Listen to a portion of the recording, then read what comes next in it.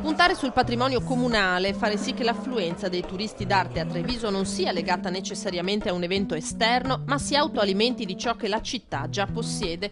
Va in questa direzione l'acquisizione del ritratto d'uomo di Arturo Martini, datato 1909, acquisito dal Museo Bailo. Un ritratto d'uomo ritrovato a Treviso, acquistato dall'amministrazione comunale, restaurato a cura degli amici dei musei da Dinetto, e quindi una nuova acquisizione fondamentale. Continuiamo nel valorizzare il nostro patrimonio. L'importante acquisizione di questa opera di Martini, il ritratto di un uomo, va proprio nell'ottica di aumentare le nostre collezioni e investire sulle bellezze che fanno parte della nostra storia, quindi Gino Rossi e Martini, che sono un patrimonio importantissimo della nostra città. Martini e Gino Rossi, entrambi scomparsi 70 anni fa, il 22 marzo lo scultore, il 16 dicembre il pittore. Un doppio anniversario che ha consentito alla città di creare un percorso di appuntamenti durante tutto l'anno, intitolandolo L'arte di essere contro, sintesi del carattere umano e creativo dei due artisti trevigiani,